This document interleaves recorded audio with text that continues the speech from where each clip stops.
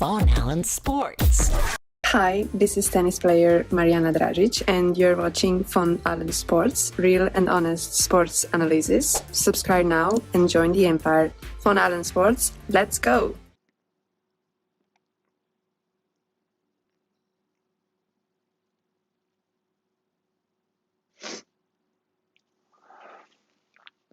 Cheers, Bishop.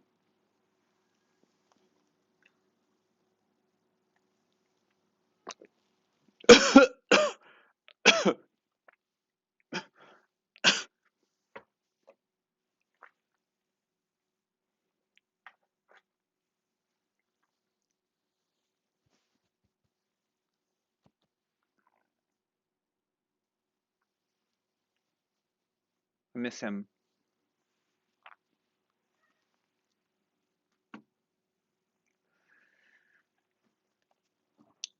Patriots players.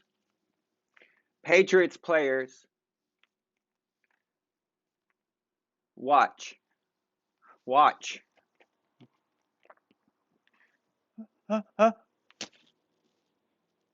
Catch.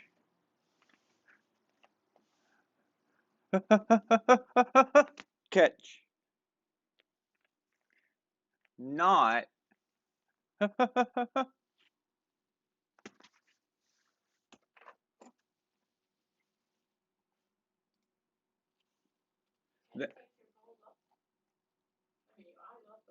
That was a tutorial on how to catch a football.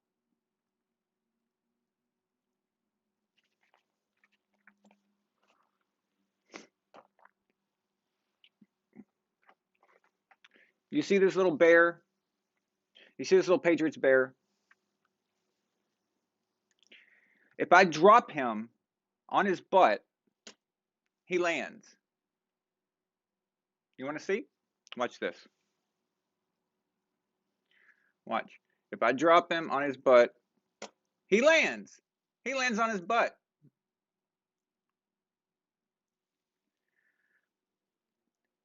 I think we should sign him.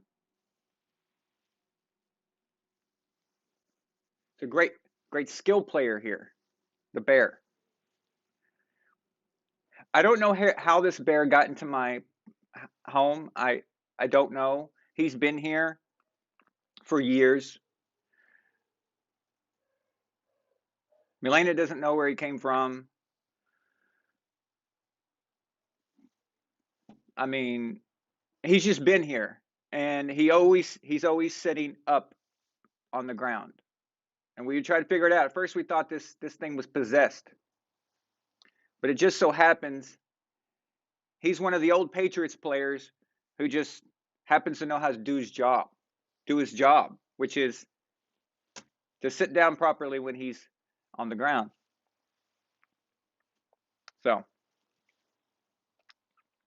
how are you guys doing?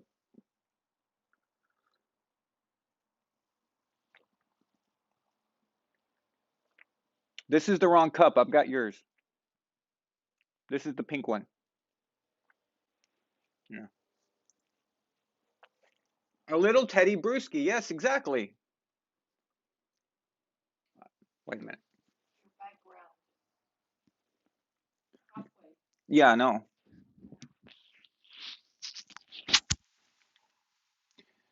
So how are you guys?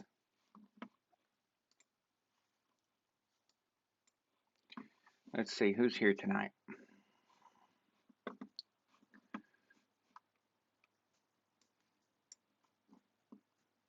See it twice is here. Thomas Allen is here. Nightwalker, what's up, man?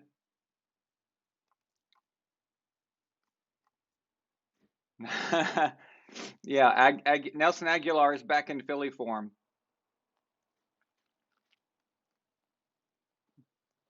Tyree, yep. Celtics, what's up, man? Salute. Thank you. Donnie's here.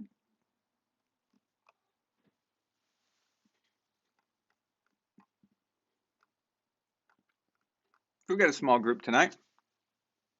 A small, intimate group because maybe nobody else needs to see this. Probably. probably best. The red coat is here. Good morning in England. John Thomas Chavez.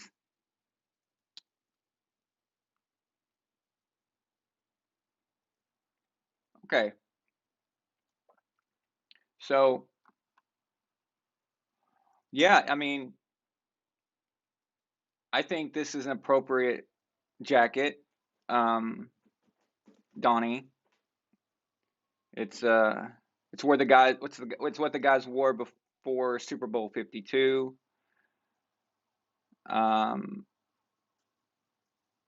Yeah. So, here's the deal. We'll start with the Patriots game first, and then we'll talk about the other games.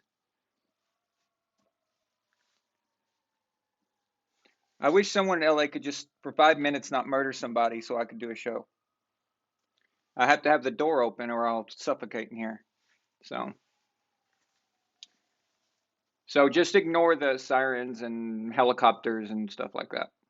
It's just a typical night in a major city in the United States today. So why not, right? See it twice. Daniel sends a super chat for $5 and says, I have quite a few Gruden-esque words for McDaniels and some members of our defense. I'll email them to you. Thank you. Yeah, email them. Be sure to do that. That's and I'll keep them on record and unveil them sometime in the future, about 10 or 15 years, just to screw you over.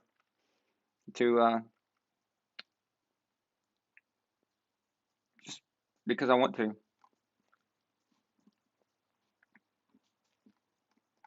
So, all right. I didn't expect to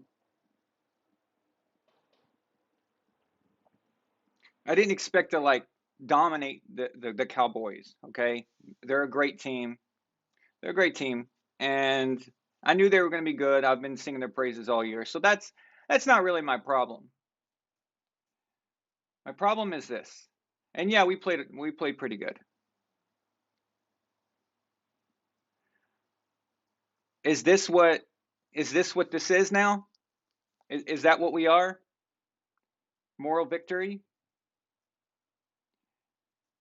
It's one thing if Dallas came in and played like maniacs. Do you have any idea how many self-inflicted wounds the Cowboys committed today? They were so terrible. They were trying to lose, it felt like. I mean, it was just how undisciplined. I mean, Mike McCarthy should be ashamed for how undisciplined his team is today. And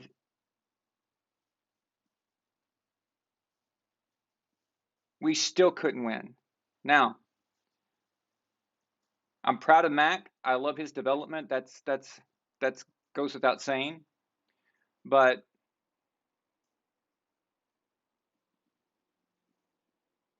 and this has nothing to do with Mac. But we used to win games like this, guys. We used to win games like this. And this Dallas game was important to me because I thought it was a measuring stick. I thought this really tells us where we're at. And it's week 6 already. We're already into October. There's no more excuses anymore. There's no more oh, we're still finding ourselves and all that. I mean, yeah, that's always an ongoing thing. But this was the time to really find out what we're made of. And it's just not at that level yet. 2-4 back and against, Buffalo is going to obviously run away with that. We knew that was going to happen anyway. So that's that. But I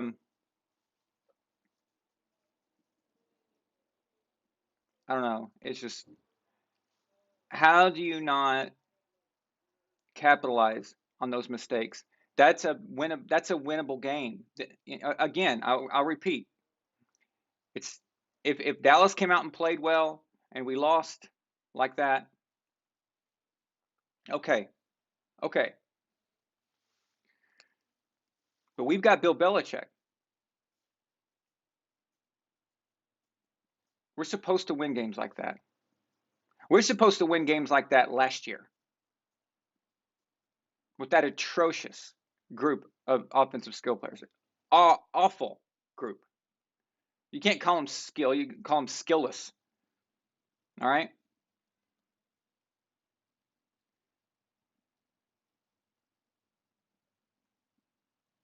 We paid all that money to get these guys in.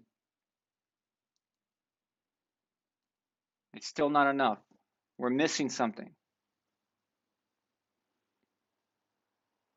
And we had Patriots type plays, okay?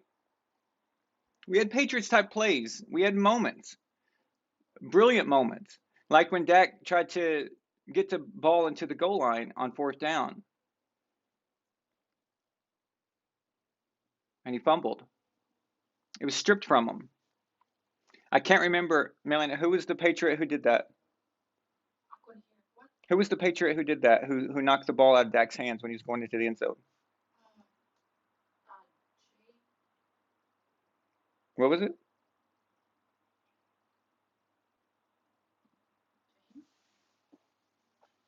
You mentioned him a while ago. Anyway,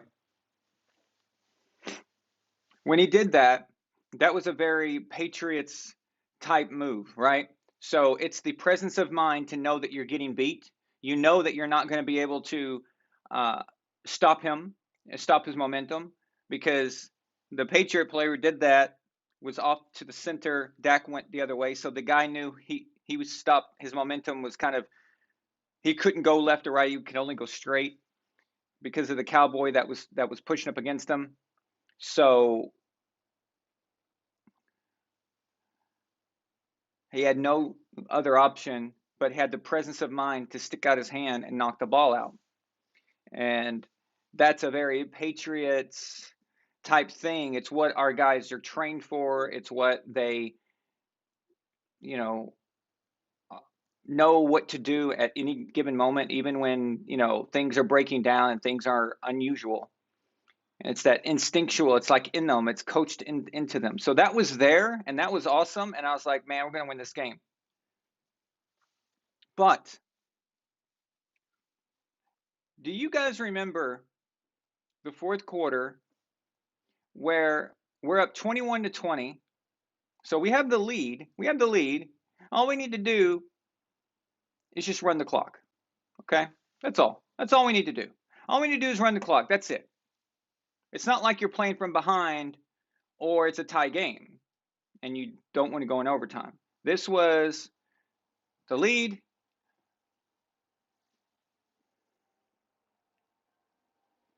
Josh McDaniels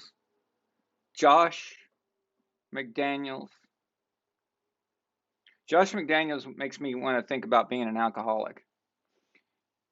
Josh McDaniels calls a pass play, and the primary target was a guy guarded by Diggs.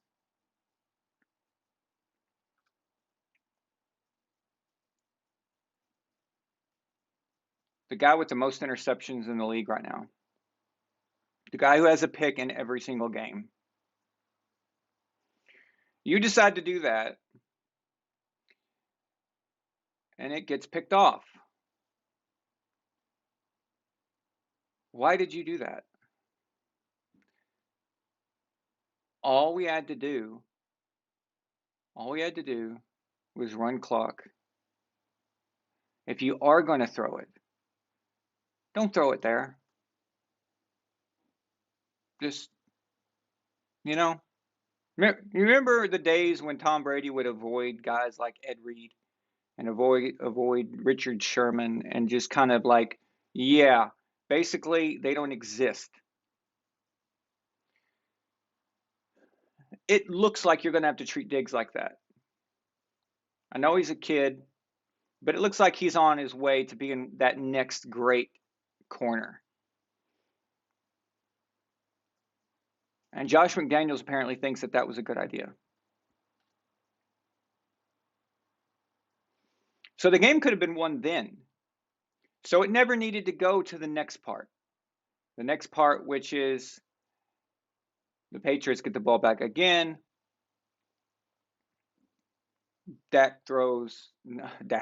Mac, it rhymes. Mac throws an amazing ball, funnily enough, at Diggs, and it goes for a touchdown. The Bourne Identity scores a touchdown. That was awesome. But we know what happens after that. Don't leave your opponent hanging around. End the game. End it. Do the smart thing. Just end it.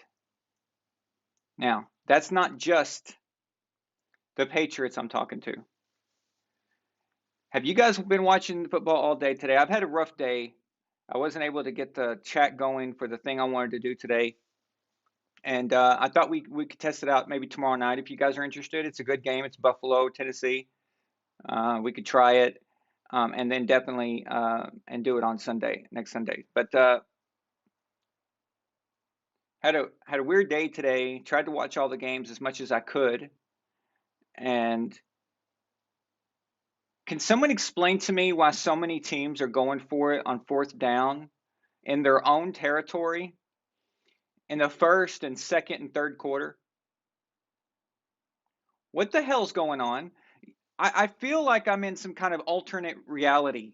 Like, I don't know what's happening to me, but when I watch football now, nothing makes any sense. Nothing makes any sense. A guy gets called for taunting, and it wasn't taunting, it was a nothing. In tonight's game, the Steelers-Seahawks game, the ref blows the whistle to check a catch. If something was a catch, it was clearly a catch, so why did you stop the game? It almost gave me the vibe that they wanted overtime. I mean, it was bizarre. The whole, nothing makes any sense.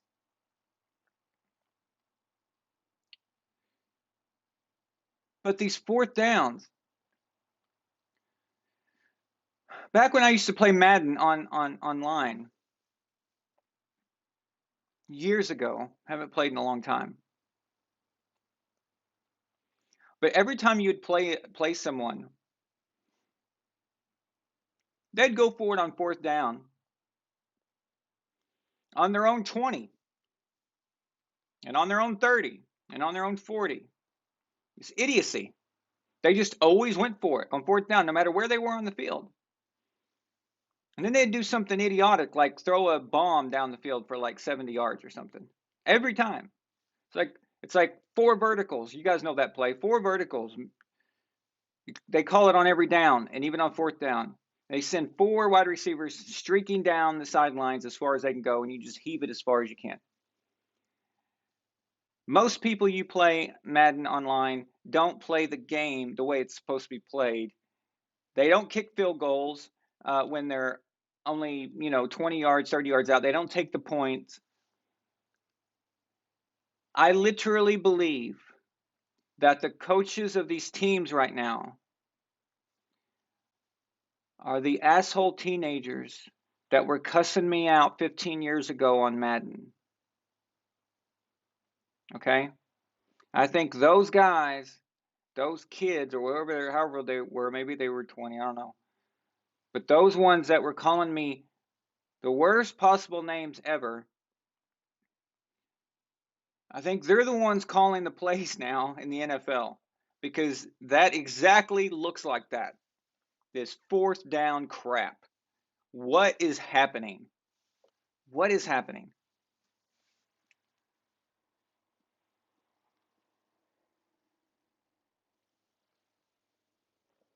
I believe I'm right, but I think 4 different teams today went for it instead of punted on 4th down in their own territory. 4 different teams. It may have been 5.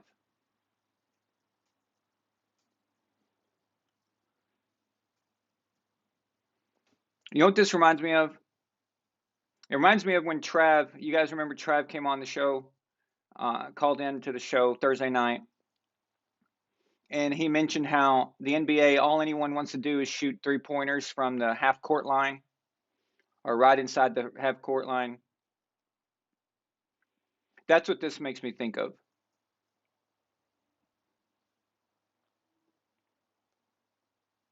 Apparently, people have forgotten their fullbacks, if they even have one. Apparently, people have forgotten their running backs or their power backs. They've forgotten the quarterback sneak. Oh, it's 4th and 1. Let's throw it down the field 20 yards, Bruce Arians. You freaking idiot. Oh, third and 6 inches.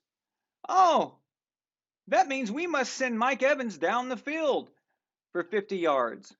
Awesome. Okay, cool. Yeah. No. No. No, no, no, no, no, no, no. No. No.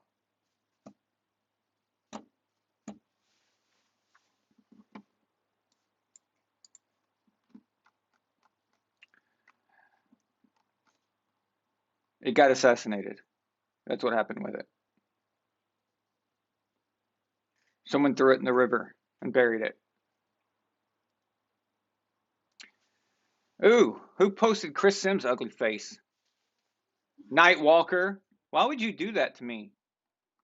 I don't want to see that. But anyway, my little rant here has nothing to do with Mac. I see amazing progress with this dude. He's going to be good, guys. He's going to be good. I just really wanted to I just wanted to win this game. I wanted to beat the Cowboys. I have nothing against the Cowboys, actually. In fact, I like Dak. I think he's one of the best quarterbacks in the league. I wanted to beat them because they're going to be there at the end, and that would have been a great victory. Last week's win to against the Texans was like it's like we just jumped out of, off the plane, stumbled out of our hotel room, kind of crawled into the stadium and got a win because the other team sucks so bad. And I didn't really feel anything or didn't have any better understanding of who the Patriots are or where they're going after that in an overall sense. This was the one I really wanted to really measure us by. And again, I hate the term moral victory. There may have been one if Dallas had played excellent. But I think we played one of our best games overall because we've been sloppy as hell. And Dallas played their worst game of the year. Dallas tried to beat themselves, and we still couldn't win. We still couldn't win. And now we're 2-4. So all we're going to hear is people talking junk if this continues. We're going to get trolls. We're going to get, everybody coming out of the woodwork, talking junk. Everybody wants to beat the Patriots, and here's the problem. When Dallas comes into New England, they don't care that Tom Brady is gone. They want to beat Bill Belichick. So they treat our team like we're still that empire. They treat our team like we're still, the bully on the block that you've got to beat, and we're not. So we're not living up to that scale. We're being challenged by every team as if we're the defending champs. So we're dealing with the same type of aggression and excitement and desire by the opposition that the Bucs deal with right now, or that the Chiefs deal with.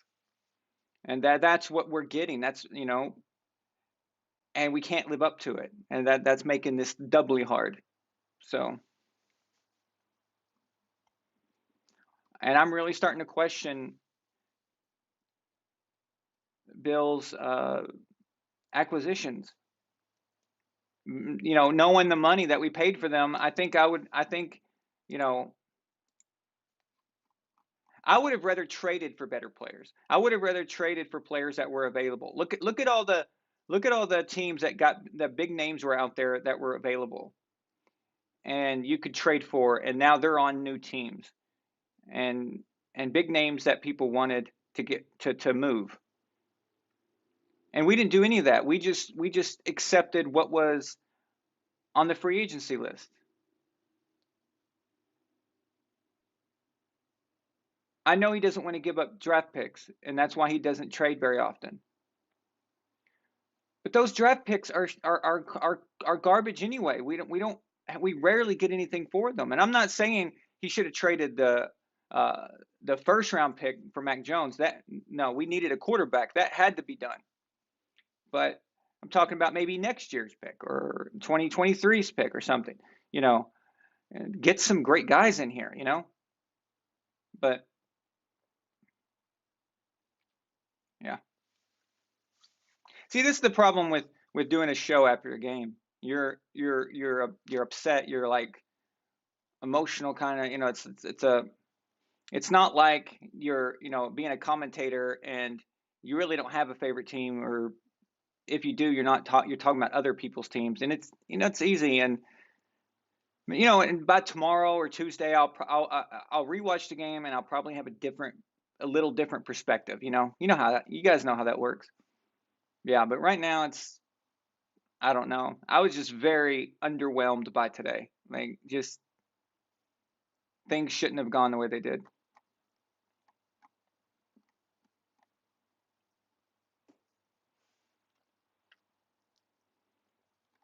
I don't know why, but we can never seem to get wide receivers that know what the hell they're doing.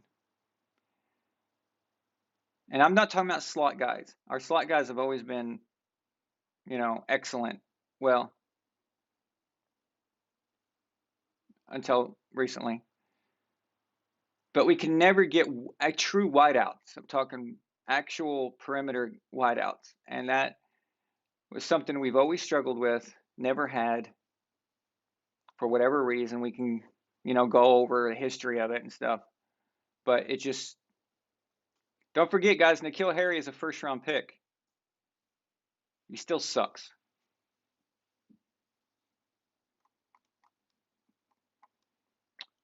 $15 years? Yeah. 15 years. 15 years since Moss was acquired. Very good. Don't like it move. Absolutely. Could have had Julio for a second, and he'd be shining. See, I always said that Julio going to Tennessee is a waste of him. It's a waste of him. They're not built to use him. That's not what they're doing. But you imagine Mac? We don't have a Derrick Henry. Okay, we're not all about run the ball, play defense. We need Mac to have a target. I thought we were going to go in that direction, but we can't do that either. So what do we do? You know? Yeah, Jose, thank you. Jose Tejada could have had Metcalf instead of Harris. And now we saw, I think we could have gotten Brown too, right? Hopkins was available for trade from the Texans, exactly, Nash, as Nash Lahan just said. So,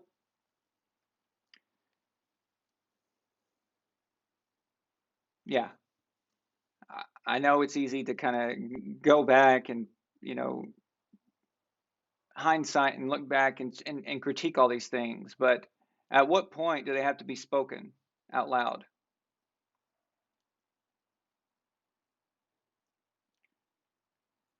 I think Bill needs to delegate GM duties for offense to someone else. He needs to find somebody that knows what the hell they're doing on offense. I trust him for defense. Okay, I trust him for defense. He's how many guys that he is either put in the Hall of Fame or probably eventually will, or put them in the Patriots Hall of Fame at least, and meaning that they were great players. They had all pros. They had Pro Bowls. I trust him for the defense. I trust him for those guys.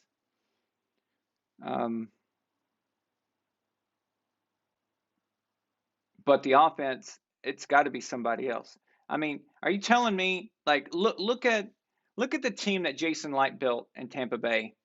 Look at the team that the Cardinals have built in Arizona. How are their GMs doing that anyway? How are they getting all of those people under the salary cap? That's what I would like to know. How come they're able to do that and we still just have a bunch of no names? Honestly, I mean, even the guys we paid were kind of no names. Unless you play fantasy football, you probably didn't even know who they were. So I don't know. I'm just annoyed. Yeah, Chase was gone today. Yeah, that's true. But everybody's got injuries. I mean, everybody's got injuries. We can't. Every week there's someone out. You know, Tampa Bay's playing without any cornerbacks. They've got guys from McDonald's out there trying to defend. You just tell them, oh, they'll get a dollar raise. They'll get off minimum wage if they stop a pass, and that's who you've got out there for Tampa Bay, and they're still winning. So no. Tampa Bay, they beat Dallas. So okay, so they beat Dallas. They beat New England. They just beat the Eagles, and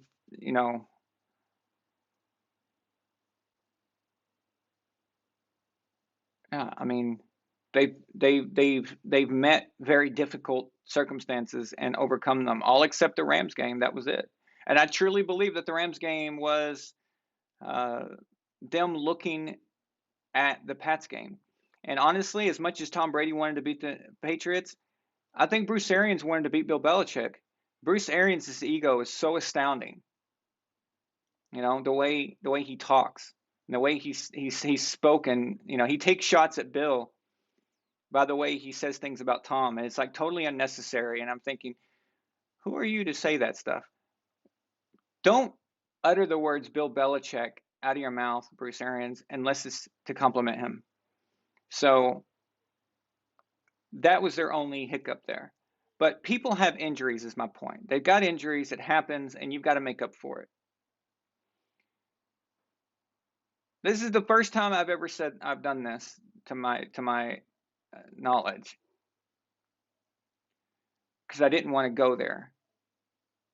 But if Tom Brady is on the team tonight, they win that game outright. It doesn't come down to the end. It does, with all those mistakes that Dallas made, and you give Tom that many possessions. Again, I'm not blaming Mac. It's not just about the quarterback. It's not just about Tom being the quarterback. It's about the leadership. It's about being on the sidelines and telling these guys what to do. Getting them going, making them believe that they've got a chance. The defense believes. They all believe in something, and it's just his presence there. And that is why you never let a veteran walk out the door. Not a good veteran. I mean, as much as people are crapping on Ben Roethlisberger, I tell the Pittsburgh Steelers, what are their options? What do you got that's better? If Ben Roethlisberger wasn't on Pittsburgh right now, what would they be? 0-6 probably, 1-5. I mean, they're not that good to begin with. They're not near as good as I expected them to be. You let Peyton Manning walk out of Indianapolis, and look what it's done. The Colts have still not recovered. Still. They had one AFC Championship game appearance. One. That was a fleeting moment.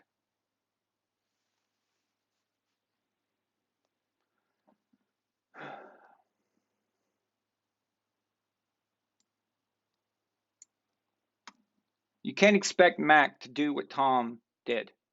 So somebody else has got to step up. Somebody. It's bad enough that we lost Julian, and Julian's presence is very similar to Tom's. It's not as effective, but it's there. And I'm not talking about I'm talking about the offensive guys in the huddle. They need to know that there's someone there, and there's nobody. James White's gone. There's nobody. Who? And don't tell me offensive linemen. Nobody listens to offensive linemen. Nobody's inspired by offensive linemen. Offensive linemen don't give speeches. Offensive linemen aren't hyping everybody up. No, they're dead tired. They're sitting on the sidelines. They're exhausted. Nobody is listening to them. No, it takes a guy who knows what he's doing, a guy who's been there. It's just, anyway.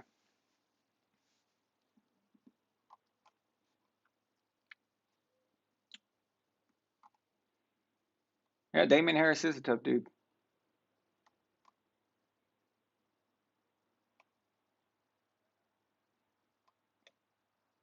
But yeah, we've all got injuries. Everybody's got injuries. So that's not an excuse. It's not an excuse for this game specifically. The Cowboys were giving it away. Here you go. Here, New England. We want to lose to you. Here you go. It's over. Remember when we used to win in Gillette Stadium? We're 0-4. We're 0-4. 0-4 at home. We used to be invincible there.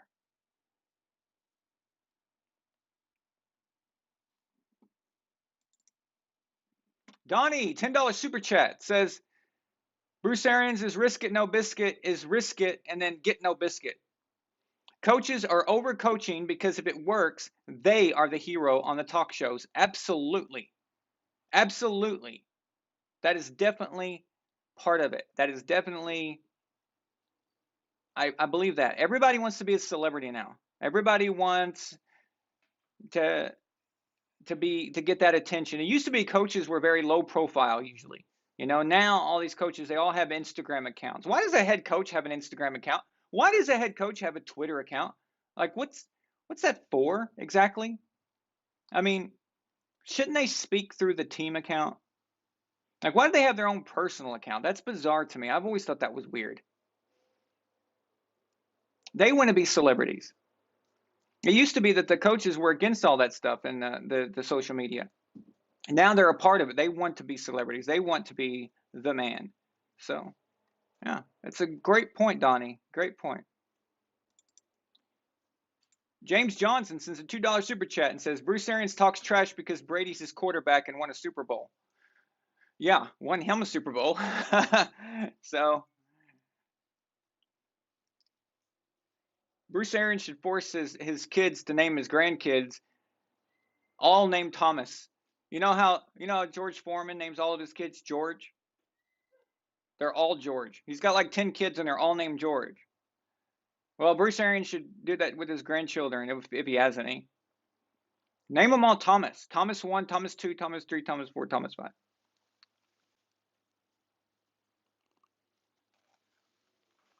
Brady derangement syndrome. Everyone has it. It's the biggest pandemic going. I'm the cure.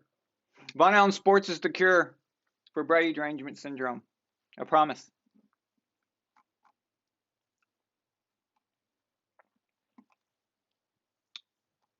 Jose at me and says, what do you think? Time to move on from Bill, or at least removed him from being the GM? Move on from Bill? You mean as the coach? No way. No way. He's still, oh my God, he's still the best coach in the NFL. There's nobody I would take over him. I just think he needs to delegate GM duties on offense to other people. That's what I think. I trust his GM duties on defense. He seems to always get the right guys that are impactful and make the right decisions. He seems to get the right dudes. But on offense, man, for the most part, here's the problem. Because we don't know how many of those guys in the past, okay? How many guys in the past were made players on offense because Tom Brady was their quarterback? How many? Do we ever even know Julian Edelman exists if Tom Brady's not his quarterback? Do we ever know that Wes Welker ever exists? Let's think about this for a second.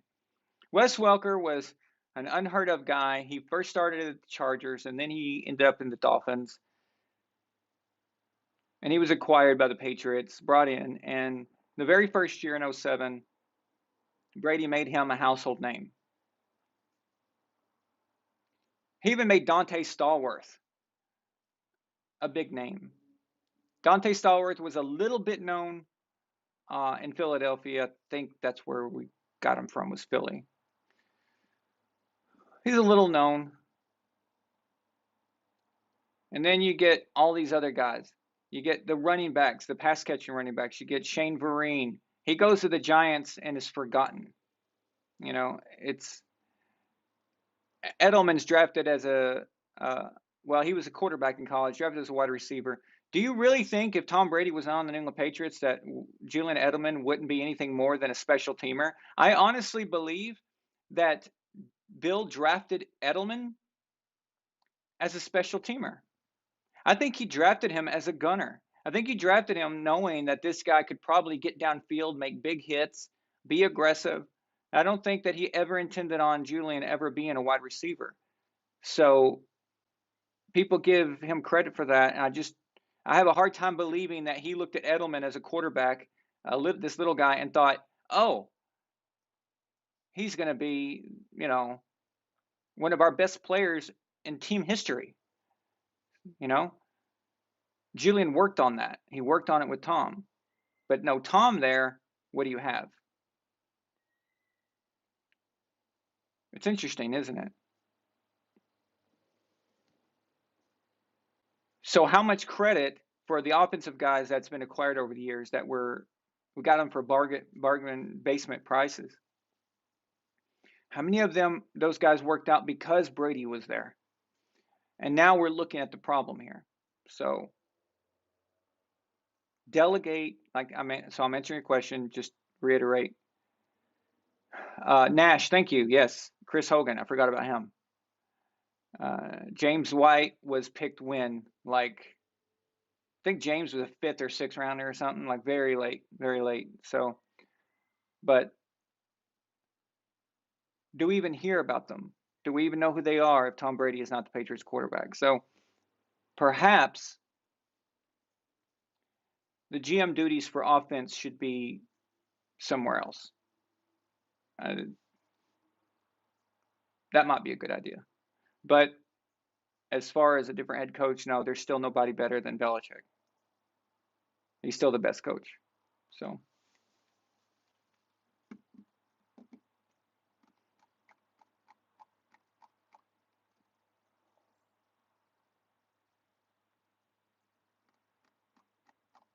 And yeah, there's another thing I'm curious about. What's with our guys not being able to get separation? This was a problem last year, and I thought it was the guys themselves, but it's happening this year with new dudes, so different people. I'm wondering what's going on there. I'd like to kind of look into that more.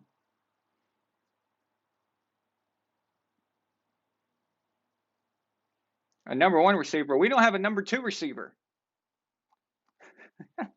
number one receiver, number 2 receiver. We've got number 3 receivers, number 4 receivers, and number 18 receivers. So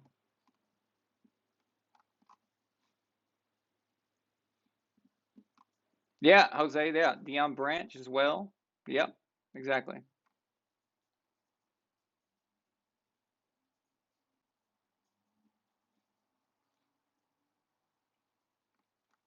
Yeah, Jacoby had a good game. Yeah, he did. He's still not got in the end zone. It's been 6 games. He's still not in the end zone. You know, I mean, it's fleeting. It's fleeting moments. There's no consistency. You know, remember the days where everybody is like always out there, always making impact, always you felt them, even if they didn't maybe have a great stat day, their presence was there. There was always something. Danny Amendola, you guys remember Amendola, how he became something. It's just We could do this all day, but yeah.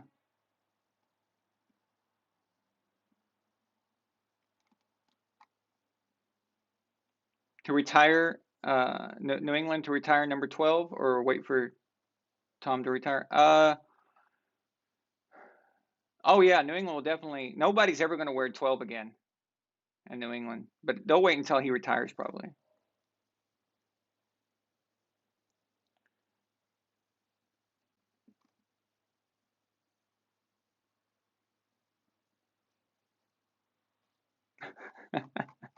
Daniel. See it twice goes, Vaughn, I disagree.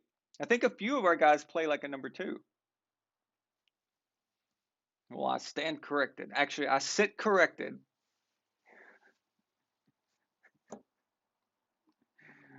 You think. You think. Yeah, that's sad.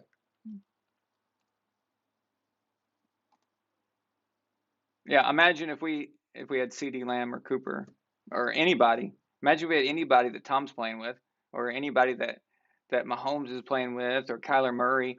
Man, Kyler Murray, what the hell, dude? They just surrounded this guy with.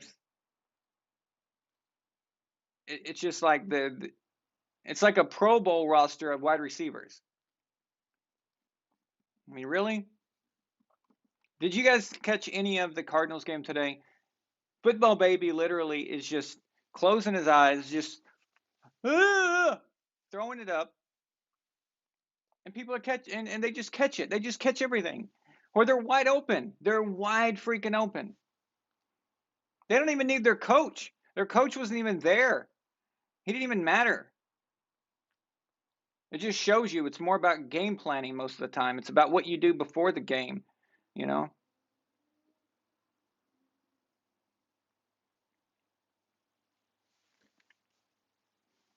I texted my brother this morning. I said, you know, I feel like I'm watching arena football. You know, it's just wide open guys everywhere.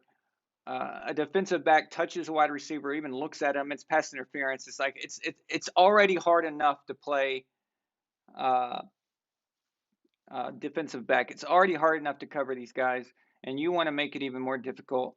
That if you touch them or look at them, you get pass interference and you get the ball right there. You don't even have to make the catch anymore.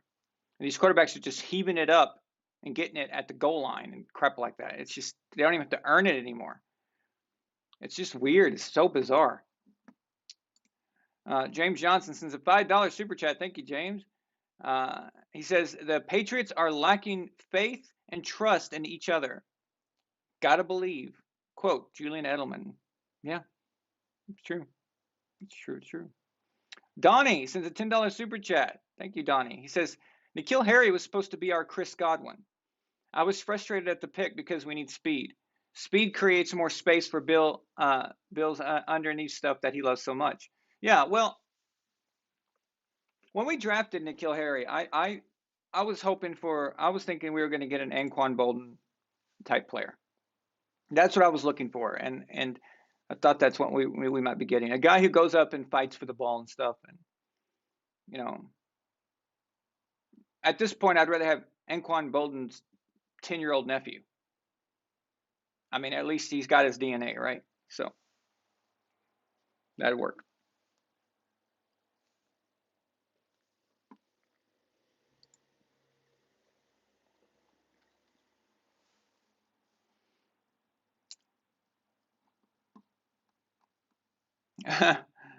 Yeah, Ozzy. Believe in whom exactly? It's true.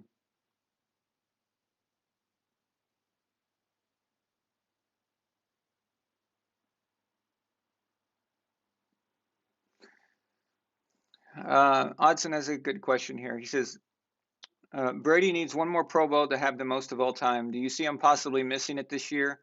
Kyler, Stafford, Dak, and Rodgers are playing great. Well, let's not forget that last year Brady did not make the Pro Bowl. Funny how that works, isn't it? They gave it to Kyler Murray instead for randomly running around and heaving it.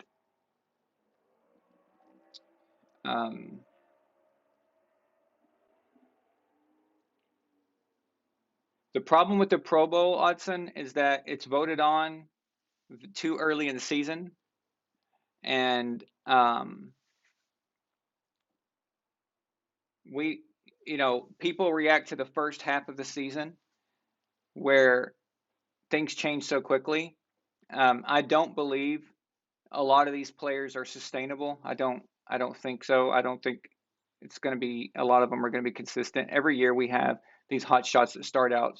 How many times have we had Russell Wilson look like he's the MVP until week 10 and then it all falls apart, right? So, yeah, don't expect this to just continue forever.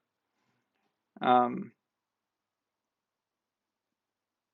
to answer your question, probably, because they're tired of Brady, being dominant of everything, and they want these new guys and stuff. And it's just, I don't even understand how the Pro Bowl works anymore. It's basically now about whose fan base votes the most and all that garbage. So, and then the players get a vote, I believe, and then we don't even know what happens after that. I don't even understand it much anymore. So, Pro Bowl is basically garbage anyway. But yeah, I think you're onto something. I think he might miss it just like he did last year, and then still end up winning Super Bowl MVP. There you go. All right.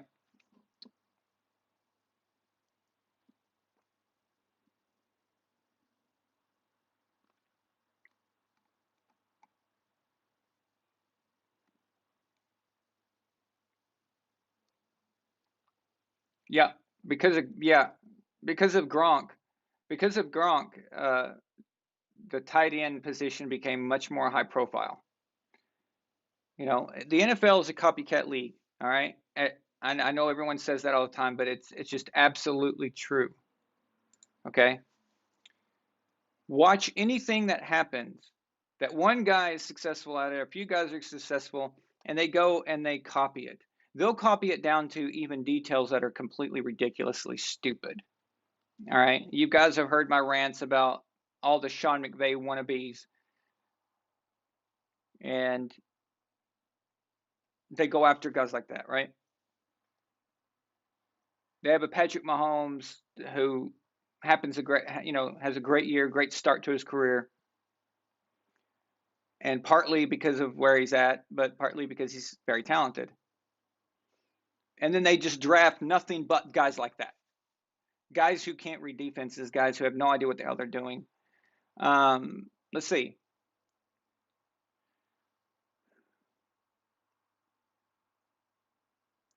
How many fumbles happened today from quarterbacks trying to escape the pocket and run around? How many fumbles?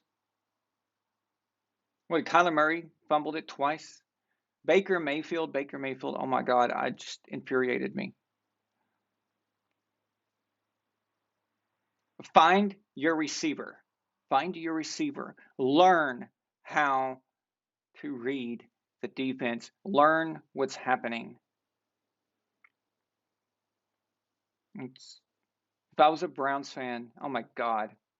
It's just, I think it's worse for Browns fans right now because they're supposed to be pretty good. And they've got infuriating play like that. So,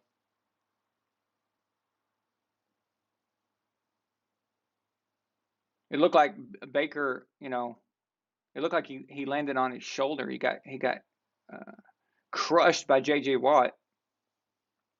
That easily could have been a season-ending injury. His arm's in a cast right now. His shoulder's in a cast or a sling. I'm sorry. And all because he wants to run around like an idiot instead of finding his guy. And that's what I've been talking about the quarterback position being dumbed down.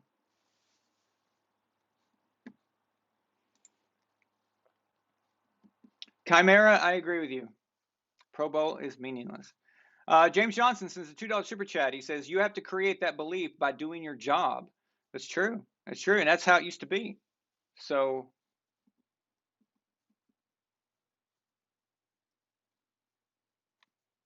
that's how it was before.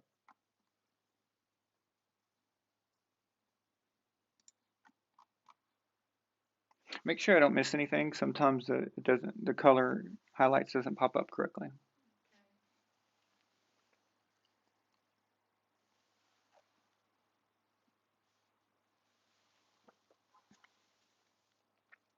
How much do you think Bill Belichick would give for this guy to play wide receiver for us?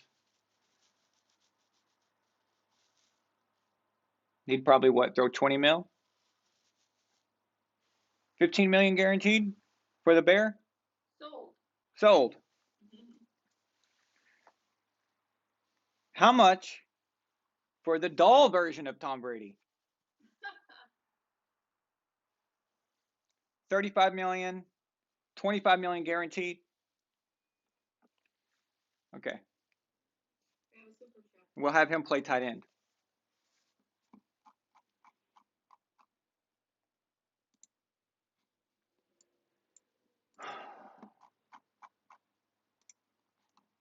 $5 super chat from Donnie. He says, Mahomes still dumb. 2 interceptions and I'm falling down and I'll put up a fluttering ball.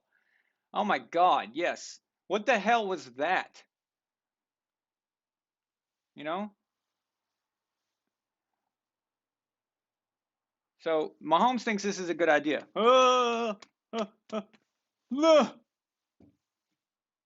Intercepted. By the way, speaking of Mahomes,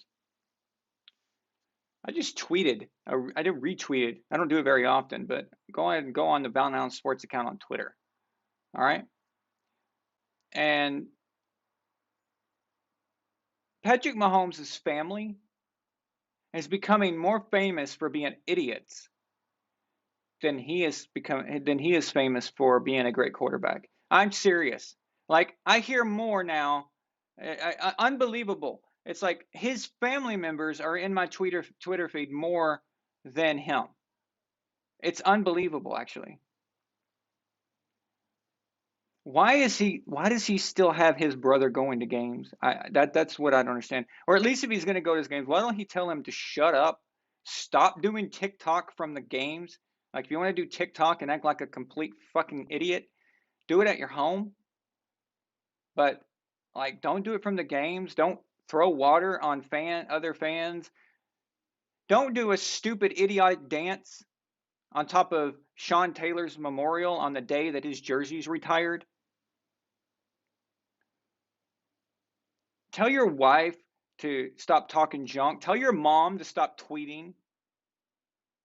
Like, it's unbelievable, man. It's unbelievable. And you know, what's even stranger is that Mahomes' father is a former pro baseball player.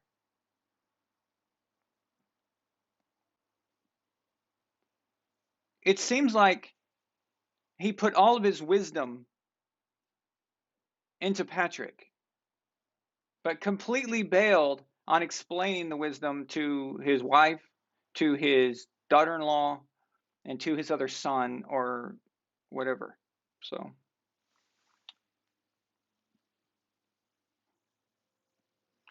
but I also think on some level we've been giving Patrick too much credit.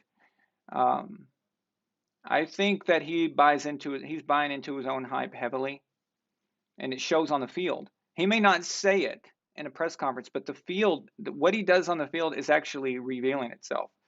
And he loves the highlight reels. You know, in his post game, he said, "It's no secret. I know I have 8 interceptions. It's no secret." Okay. Well, usually you start a sentence like that if you've done something bad, like you are a criminal or you did something wrong, or you know, and you want to be forgiven for it or whatever. It's no secret that this happened and blah blah blah blah. No, he says it like that. It's just, dude, it's 8 interceptions. Okay, quarterbacks have bad years. All right, whatever. But it seems like that really matters to him. I have never heard Tom talk about interceptions like that, total interceptions or anything. And come to think of it, I don't know very few quarterbacks who do, who actually talk about their stats or their numbers like that. So instead of talking about we just beat the DC Lizard people and it's great to get a win on the road, you bring up your 8 interceptions. That's about you, okay? It's about you. And I know sometimes I like to go into psychoanalysis and things like that, but that's just real life.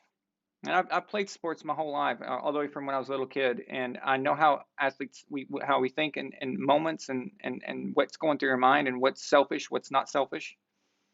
And during the Super Bowl, the Bucks Chiefs Super Bowl, Mahomes is on the sidelines and he's mic'd up. You can hear him, and he says he's just sitting by himself, and he says, "Come on, defense, just get me one stop. Get me, get me one stop." You mean get us one stop? And yeah, some people say that okay, that's just being petty or nitpicking.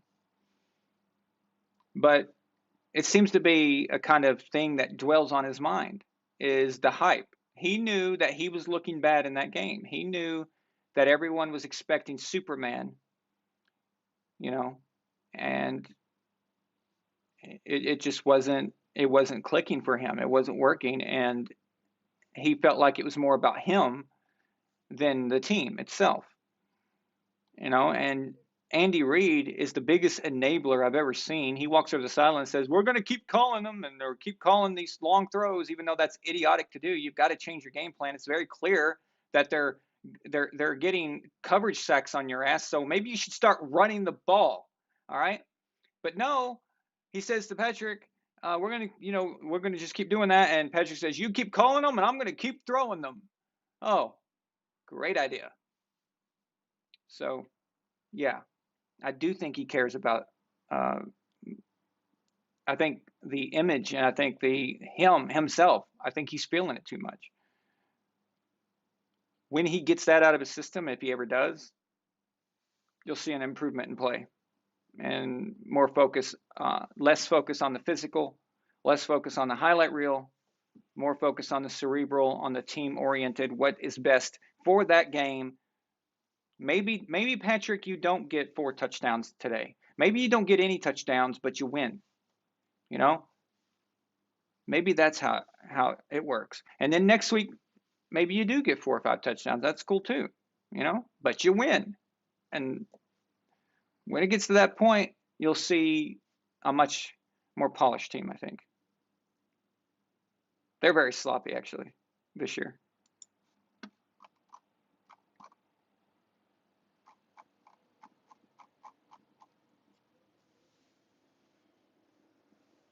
It could have been contract related, Nash. It could have been.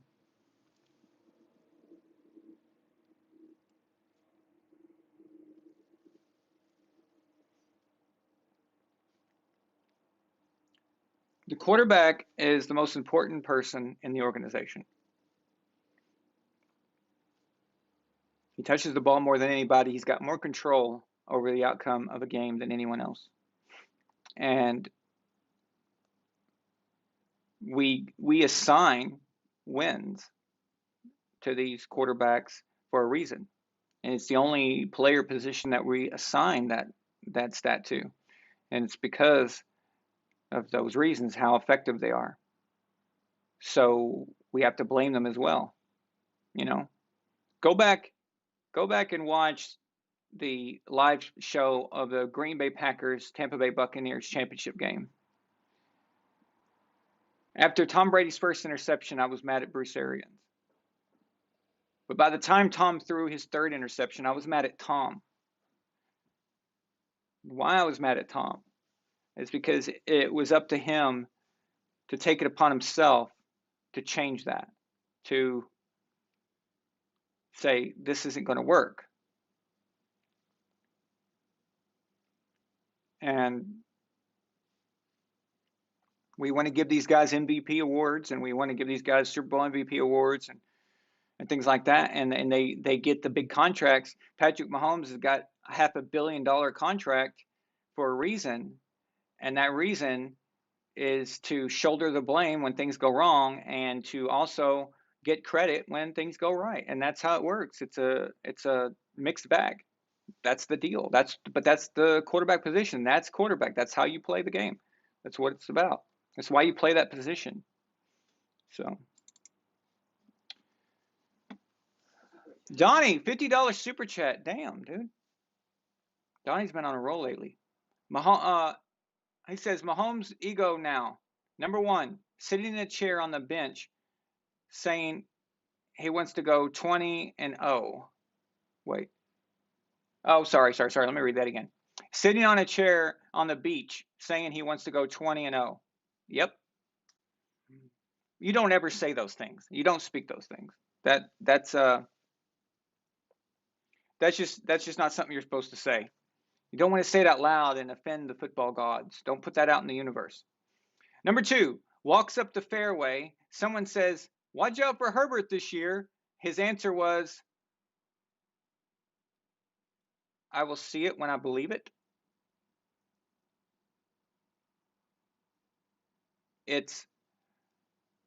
I will believe it when I see it, Pat. Did he really say that? Is that true? I mean, is that a rumor, or did you hear him say that? That's crazy if he did. Could you believe that? A quarterback said that about another one. Wow. He did say that. Oh my God.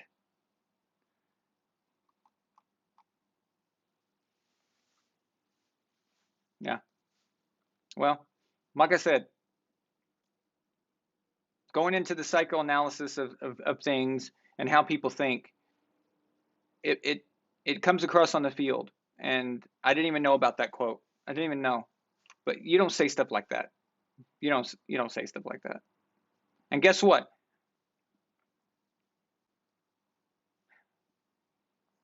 In 2 to 3 more years, Justin Herbert's going to be the best quarterback in the NFL.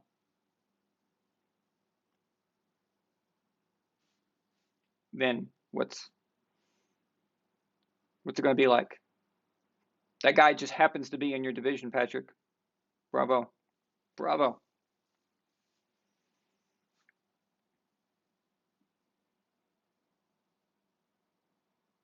He actually said it backwards. I'll see it when I believe it. So,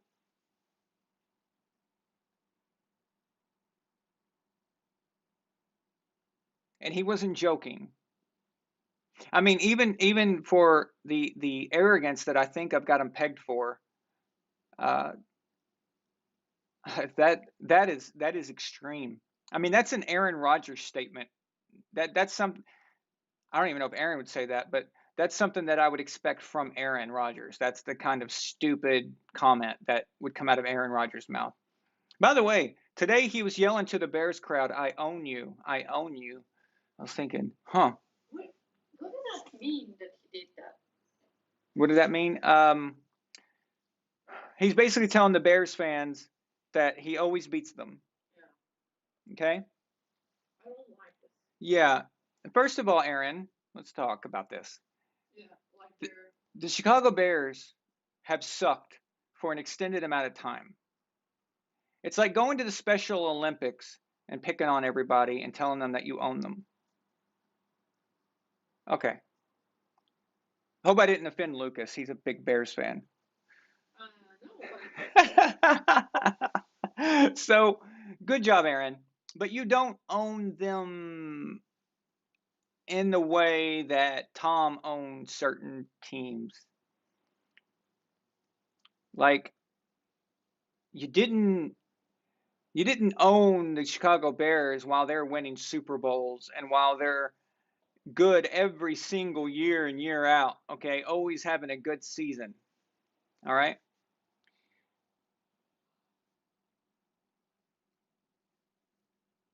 If a quarterback wants to say I own you,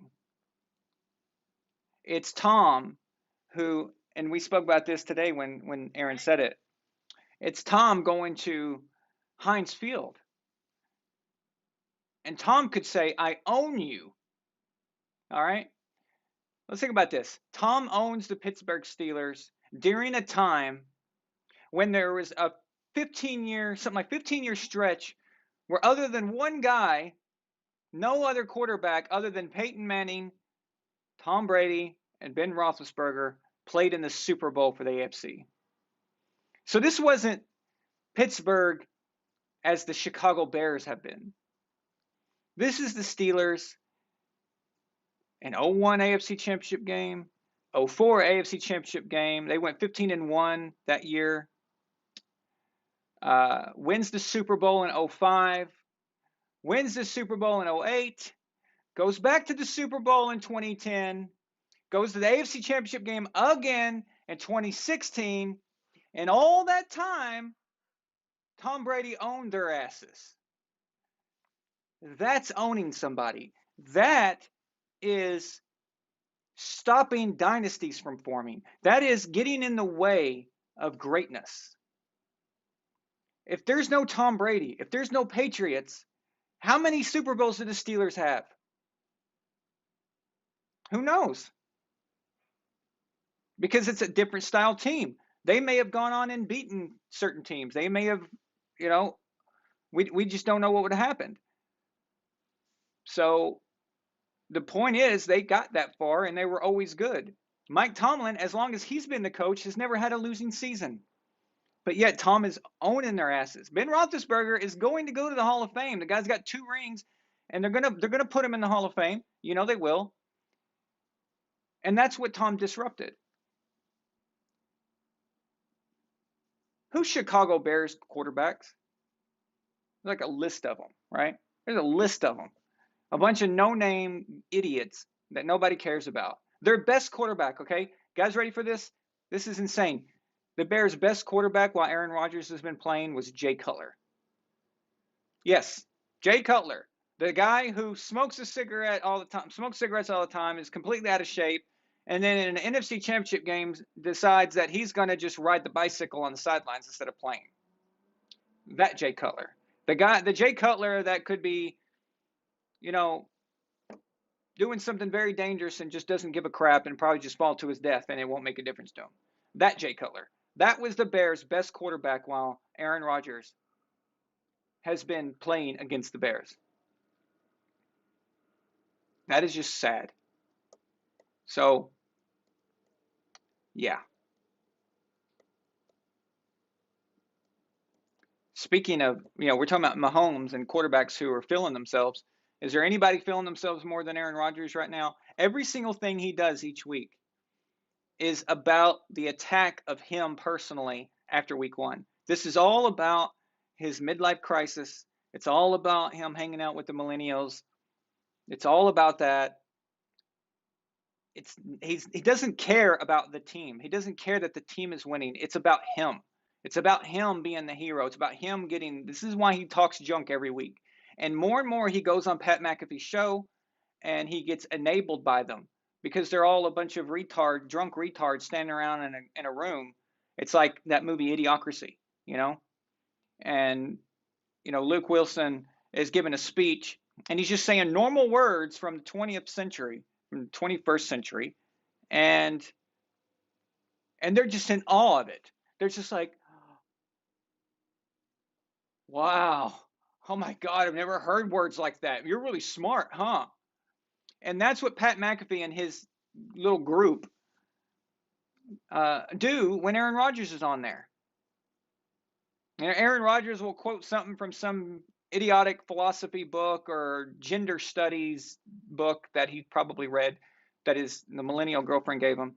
And he'll quote that, and then they're all like, oh my God, that's genius. And then you'll see people in the comment section, oh, Aaron Rodgers is such a smart guy.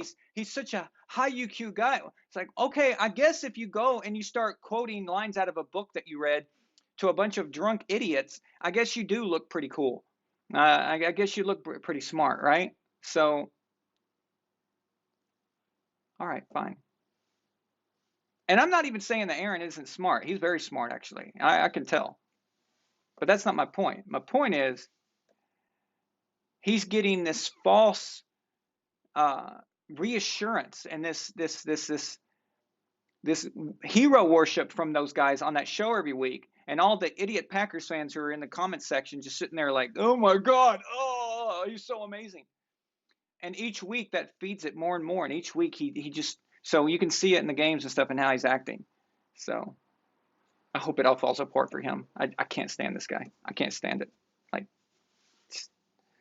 he annoys me. He annoys me. And you know what? Last year I was starting to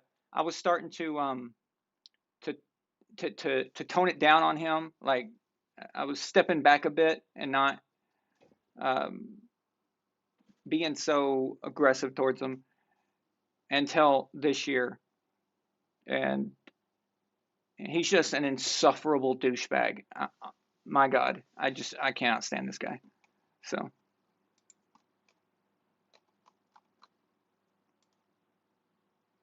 Thank you, Donnie. That was an awesome super chat, man. I appreciate it. I know it kind of led me to a tangent about Aaron Rodgers, but it's kind of the same thing, right?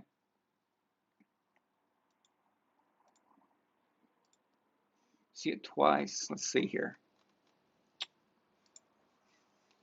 See it twice sends a $2 super chat and says, Tom owns the entire NFL. That's right. See it twice corrected me again. He's corrected me twice tonight. I said Tom owns the Pittsburgh Steelers. Tom owns the entire NFL.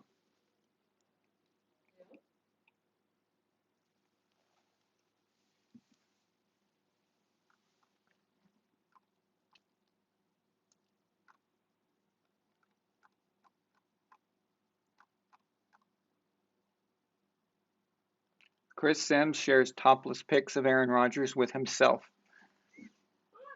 I believe it. I do. I actually believe it. I really believe that.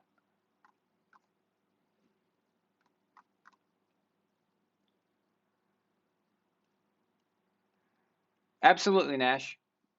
Nash says when Brady was the Mahomes of the league at the time, he didn't care about the highlights or money, and look how that turned out. Nope. He was just focused on winning.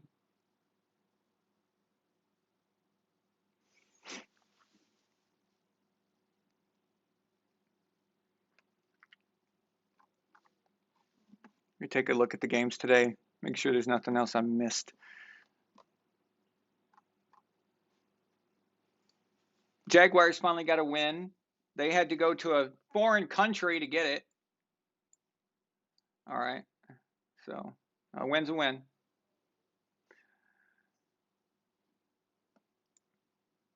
Honestly, I think Urban Meyer was probably pissed off that they won. I think he wants to get fired. Let's see here. Bengals at Lions. I mean, really?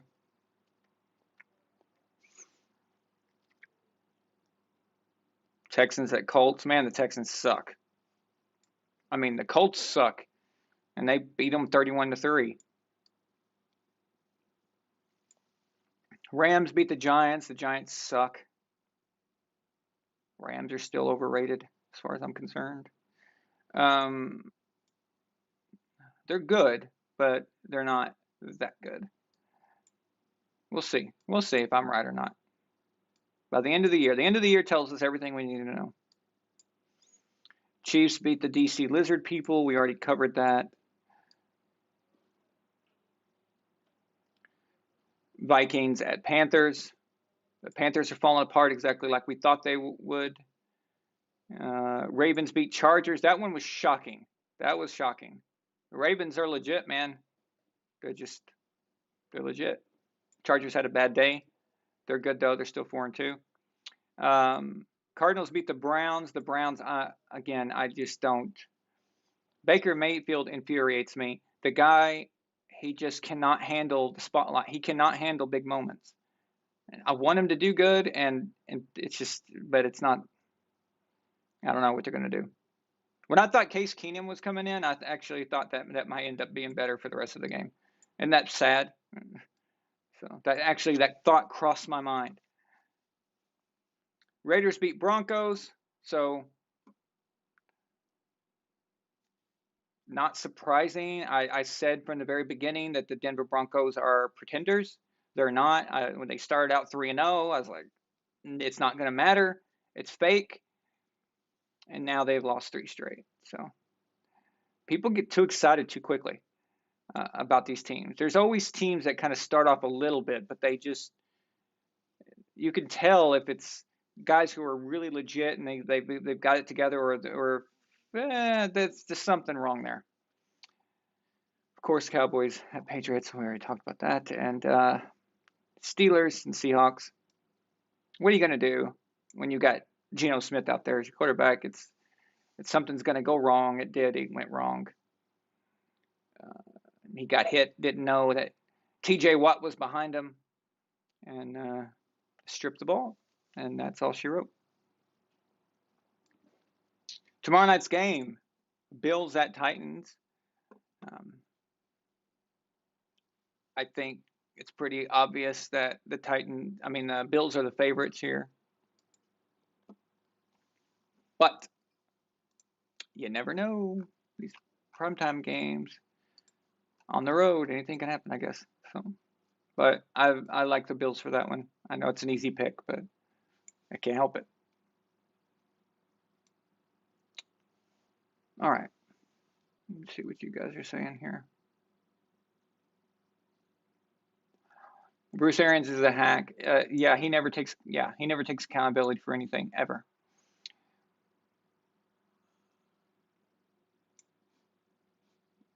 Yep. I mean, how many dynasties did Tom Brady prevent from forming? He even retired poor old Drew Brees. That was Drew's last chance. That was Drew's last chance at a Super Bowl, and Tom just took it, reached into his heart and his chest, pulled out his heart, and just dropped it.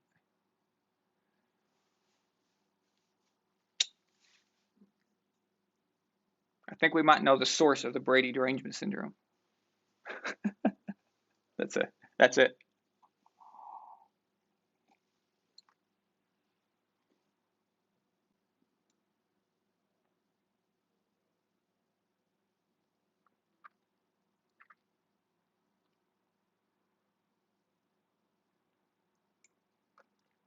Console, Jason Patrick Saunders says, well, as someone from the UK, I love having been introduced to football so long ago that I had the privilege to see the GOAT's entire career. Absolutely, man.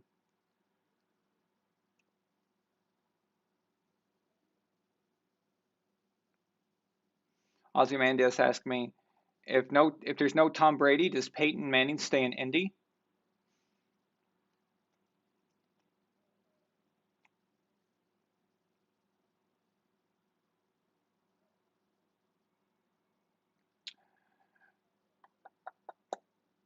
I don't know because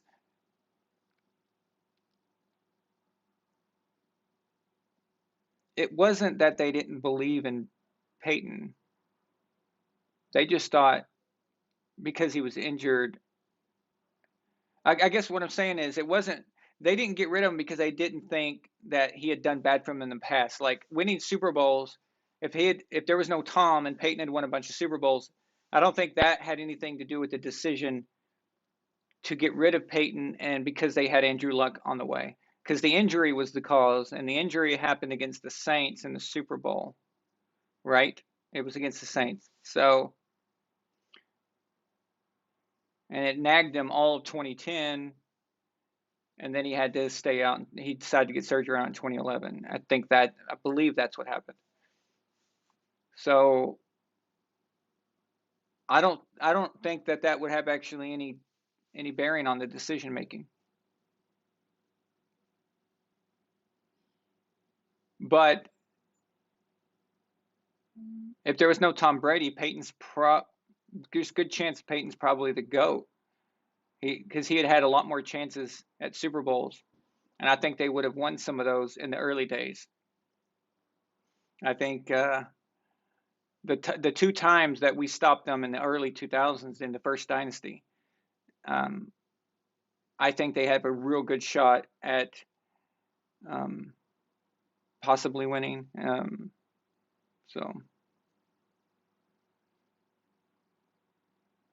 well, maybe one of them.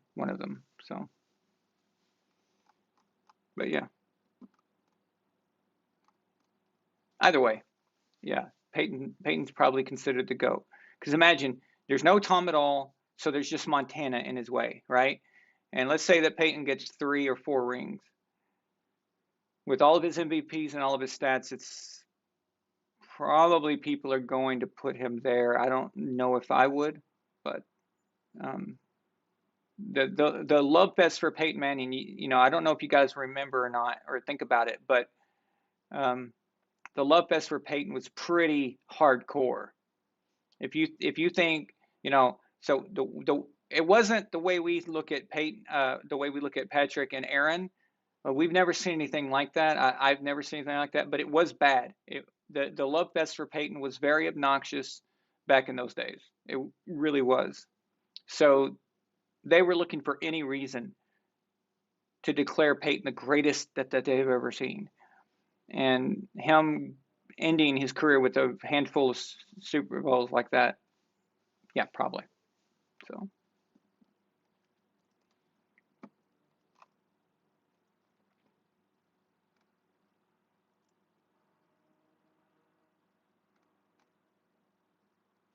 Brian, thank you. Yeah, they would never debate me because, first of all, they won't debate anyone because they've got nothing to gain from it. They've already got cushy jobs, and everyone thinks that they're geniuses.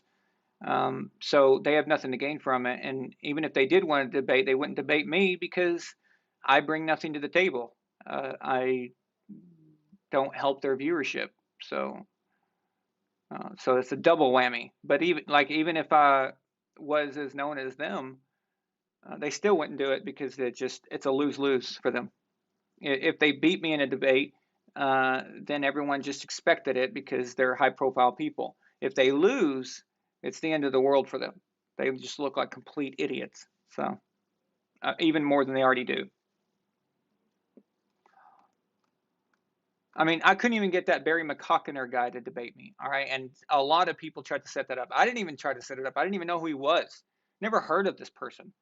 And a bunch of people kept emailing me. This was like a year ago, maybe a year and a half ago. And he refused. He wouldn't do it. So these guys they're weak, man. They're just weak. They like to talk junk, but they don't want any opposition at all.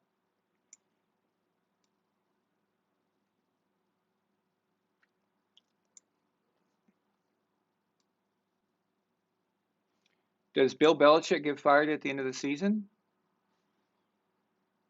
No.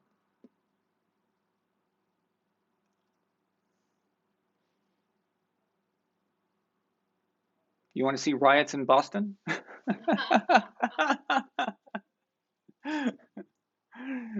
If Bill Belichick was fired and became available, every team in the league would fire their coach and try to hire him.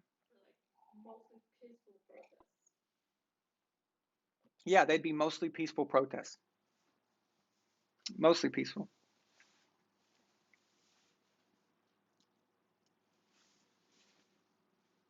No, Bill Belichick will never be fired.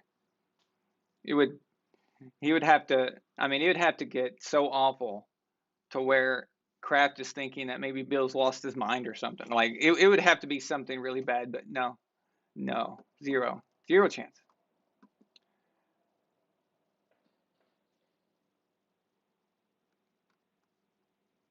Yeah, Daniel, exactly. So yeah, Manning happened to get injured just as Andrew Luck was coming out of school. It was too juicy a move not to make, which was a terrible move. I was completely against it, and I thought it was insane. No draft pick is worth a guy that has done so much for you and still is young enough to still continue playing. No draft pick is worth that because a draft pick is an unknown. It's a huge question mark. I don't care if he's the best prospect we've seen since John Elway. Yeah, how'd that work out? You ended up getting him killed anyway. So no unknowns here. If you've got a sure thing, you don't go with the unknown. So that was a bad decision. And they bid on the hype. They bid on the Andrew Luck hype. And you guys remember the episode 2 of the Brady Saga where I talk about how owners and GMs look at drafting and how they buy into the hype and the college hype and the college media and all that stuff. The Colts fell for it. The Colts fell for it, and now their organization is still garbage. So.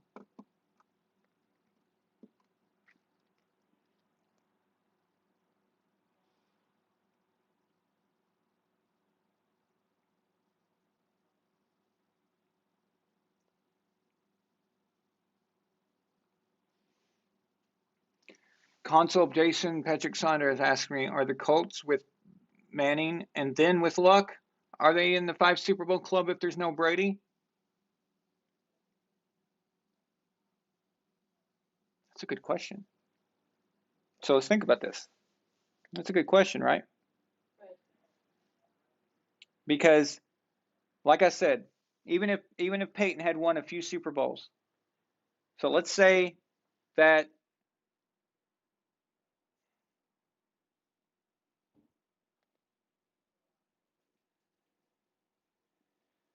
the Colts win in 03, okay? They go to the Super Bowl. I think they beat the Panthers. I think they can beat the Panthers. They were that good, okay? There's no Tom Brady, so 06 they went on and won 06 anyway. 07, who knows what happens. Oh, let's see, 08. Yeah, that didn't go well for them in the end. 09, they almost went undefeated, and then they fell apart against the Saints, so they were going to lose that anyway. But let's say if we give Peyton 3. Peyton gets 3 in the Colts, right? So Andrew Luck comes in. We know that Andrew Luck played in the AFC Championship game against us in 2014. If there's no Tom Brady, let's say the Colts go on to 2014. Can they beat Seattle? I don't think so. But Andrew Luck is still playing till now. Are we assuming that Andrew Luck, like they didn't ruin him, right? We're just assuming that Andrew Luck he's still having a good career and they didn't screw it up and they didn't do all that crap, right? Well, Andrew Luck had made it back by now? Yes, because the Colts had a great team when Andrew Luck retired. They built a new team for him. And even Jacoby Brissett was remember how good they were? They even knocked off the Chiefs on primetime. And we all said if they had Andrew Luck, they're going places. So could they have gotten 5? Andrew would have had to have won 2 more since losing to the Seahawks in 2014. I think that's feasible, yes. So yeah, I think the Colts could be a 5 Super Bowl team. But not in 2014. I don't think anyone from the AFC is beating Seattle except us. You know why I know that? Because we almost didn't beat Seattle. It took a freaking crazy play by Malcolm Butler.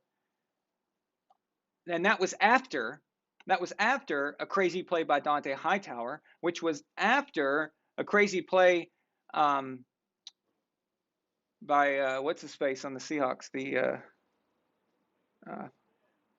Why do names just keep bouncing out of my head lately? It's weird. Anyway, made the crazy catch, and what's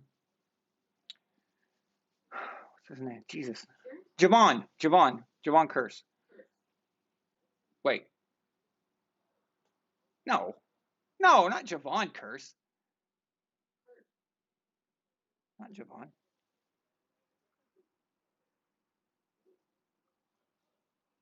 What the hell's wrong with me? I'm like having a Joe Biden moment where I think I'm in the year 2004. Jermaine. Thank you. Okay. All right.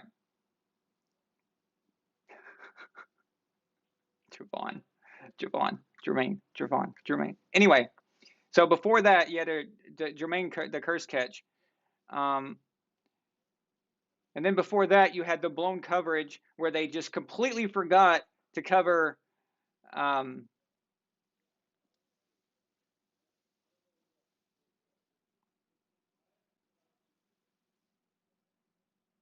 wow. Anyway, can these guys shut up outside? You might have to close the door. Actually, no. It sounds like they're walking away. It's fine. They left wide open Marshawn Lynch. And, okay, I get it. Sometimes nobody expects Marshawn Lynch to go out for a pass. But anyway, the point is that a million sequence of events had to happen before that. It was crazy night, right? So we almost didn't beat the Legion of Boom. Who else in the AFC was going to beat them? Nobody. So.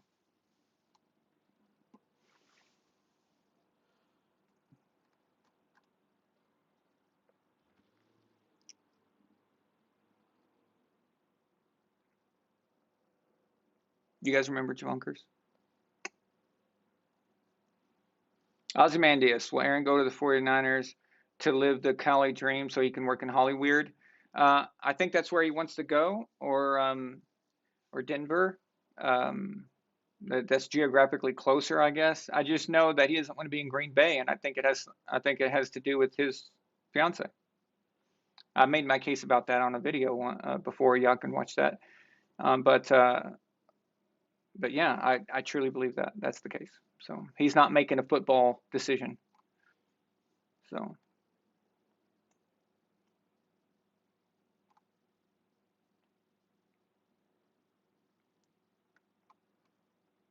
Yeah, it's weird how memory works for names. Like when you're on a show like this, when I'm having to constantly talk and pay attention to everything that's going on, and then things just kind of go out of your head.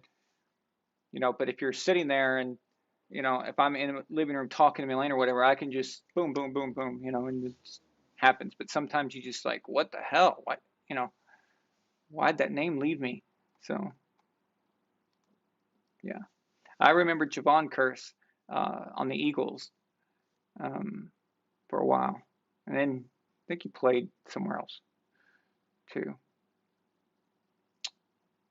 Andrew quit because his balls were overinflated.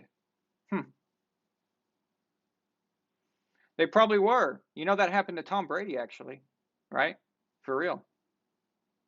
He said his left nut got hit and swelled to the size of a grapefruit. This was like in early 2000s or something. Can't remember what year.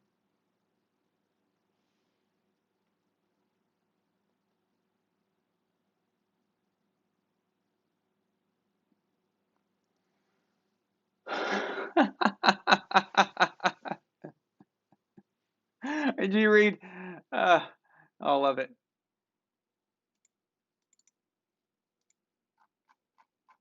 Oh, it's in here. Hang on.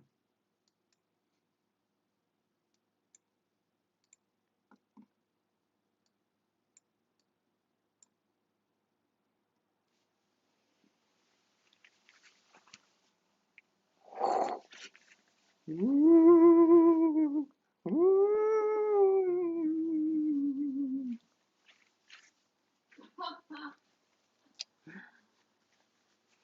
Hey, isn't it appropriate? We lost today to an NFC East team. That's what we seem to do, right? So, do I think anybody will ever go undefeated? No. It's too hard. And now they've added a 17th game.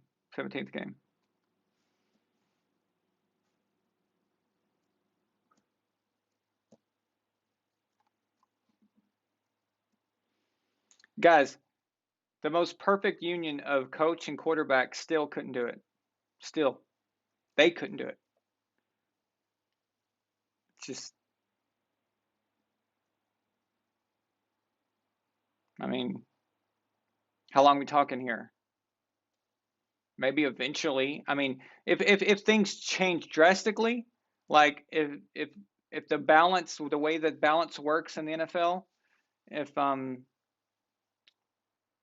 or someone does something underhanded and overloads their team by violating the salary cap and they get away with it. Let's say like the Denver Broncos, they got an extra Super Bowl out of violating the salary cap, and they weren't penalized until years later, but it doesn't negate the Super Bowl, the Lombardi Trophy. So let's say a team does what Denver did, gets away with it, and is not caught until later on, and they may be able to go undefeated because they've got a loaded roster with the right players and the right coach, perhaps, but without any extenuating circumstances like that, or without major rule alterations that could affect the balance of power in the NFL as far as from a team to team basis. I don't see it happening. So I know that's kind of a boring answer, but it's it's just too difficult, man. You always slip up somewhere. You always do. It's there's been teams that's gone 15-1, and it's just they're so good every week. But even those wins that they got, how many of those wins were close games or should have been losses? The Patriots in '07, we should have lost to the Ravens. Some very bad officiating in that game. Could have easily lost to the Eagles. Could have lost to the Giants in Week 17. They almost beat us. And it took, Randy and Tom to pull that out. But that could have been a loss right there. And then, of course, they ultimately lost in the Super Bowl. So, and then that's the best team I've ever seen. So, what would it take? What would it take to do that? Everything has to go right. Everything. And now you got to win 20 games. So,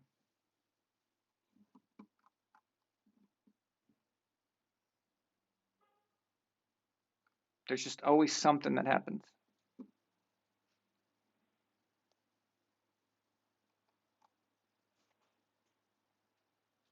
Anyone stand out to me on the Patriots tonight? You mean for good or bad? I think he means good.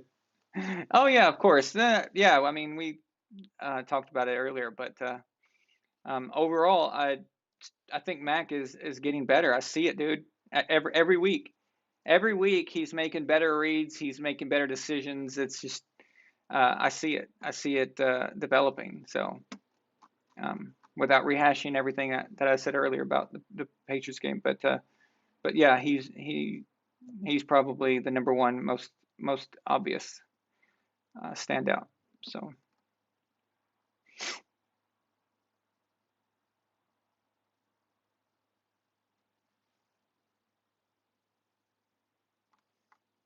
yeah, yeah. Maybe first team of cyborgs until the NFL later banned cybernetics. Yeah, but even in that case, like I said, that would be extenuating circumstances. Do you think cybernetics in the NFL that would be extenuating circumstances? That would probably change the game. I think that counts. I think that counts. Absolutely. So that'd be cool though, right? So, or yeah, cyborgs like we have. There may be a time where they start implanting chips and stuff like that. So that'd be interesting. Oh, they're working on it. They're already working on it, yeah. So Neuralink, yeah. and more. Yeah, I do remember Cam going 15-1. Yep. It's just something always happens.